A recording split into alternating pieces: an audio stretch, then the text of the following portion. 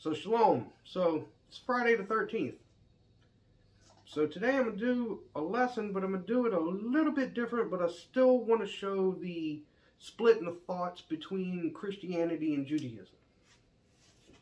So biblically, the entirety of the definition, the essence, the whole sum of God boils down basically to one word, which is mercy.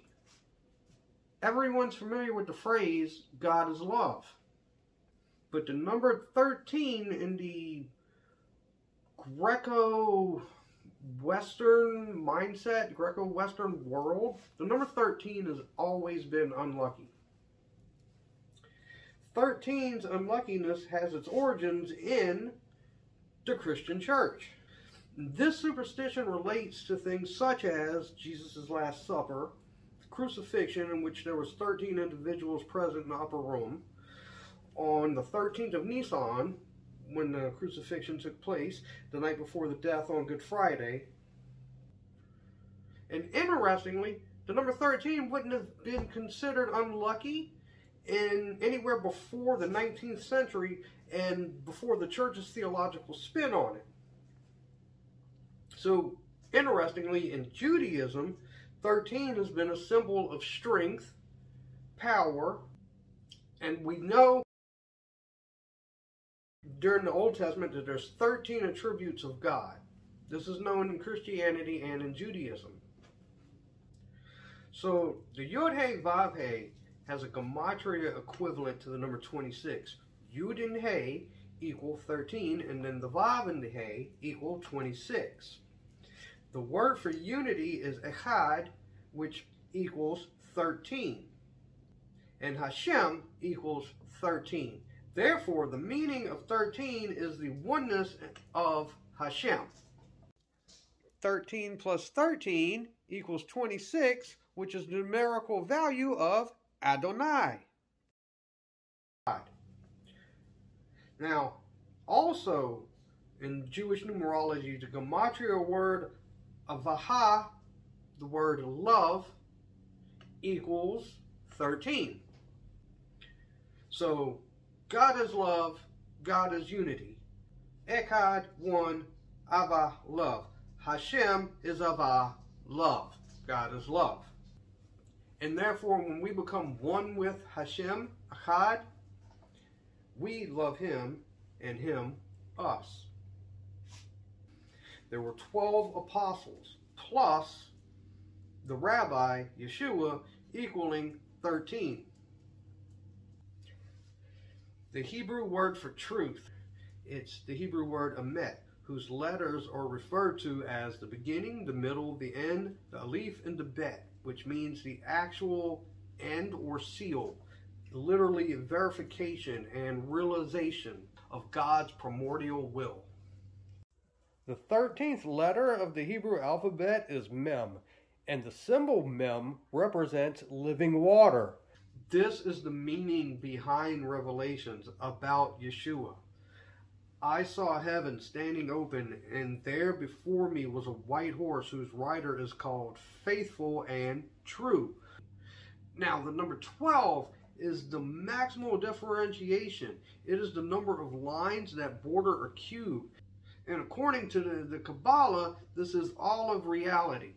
The fact that the 12 are all connected in the center is the 13. 13 is the number that bonds multiplicity into Echad, oneness. There are 12 tribes that are bonded into their father, Yaakov, Yisrael. Israel is the 13. The meaning of the number 13 is the bonding of many into one. God is 13. The number 13 is among the holiest of numbers because it's closely associated with Hashem. Davarim 6:4, Deuteronomy. Hear, O Israel, Hashem our God, Hashem is one. Hashem Echad. The Shema, that's the Shema prayer. The Shema, Shema Ya Israel, Shema Ya Israel. Jewish people consider the Shema to be the most important part of the prayer service in Judaism. It's recited twice daily by all observant Jews as to obey the Torah commanded as found in the Shema itself. Shema, which translates as hear, but the sages teach us that Shema literally means the gathering of many and making them into echad, one. Now, a gathering of many is a kahal. That's the word found in the Old Testament for the congregation. When Moses and all the people gathered around the tabernacle, they were called the kahal, the congregation or the assembly. And that later on would translate over into Latin to the word church, assembly. There are 13 Jewish principles of faith. Now, because Catholicism came in and basically took a lot of the things that are found in Judaism, hijacked them and made them part of the Christian religion. You see priests or cardinals wearing kippahs on their heads. You see the incense. You see the candles. Yeah, we have a festival where we hold up the Torah and we parade around with the Torah, God's law. Well, that was taken. You can just watch Godfather Part 2. In Catholicism, they march around holding up the statue of Mary. So because these things were hijacked and the doctrines were changed, there's actually 13 principles of faith in Judaism. And this is found with the 13 attributes of God. So there's 13 principles of faith. Israel had 13 children. 13 is the age a Jewish male becomes obligated to follow Jewish law. That's at the age at which he has a bar mitzvah. Adar, the second or the 13th month in a leap year, is considered an extra lucky because the month of Adar, according to tradition, is the lucky month. The 13th of Adar, the leap year, is the feast of Esther.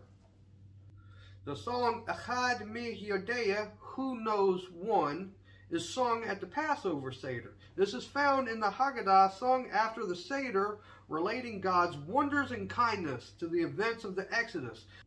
The foundation of the oral Torah is the 13 principles. These principles, the oral Torah, is derived from the written text of the Torah. Midrash HaZohar on Bereshit, Genesis, teaches that the number 13 serves as a metaphor for the oral Torah. Now, the Jewish sages made 13 modifications in the text of the Torah when they translated it into the Greek. And it's said that they did so that the oral Torah was not included when translating the Torah into the Septuagint, so that the Gentiles would not know all the secrets of the Torah.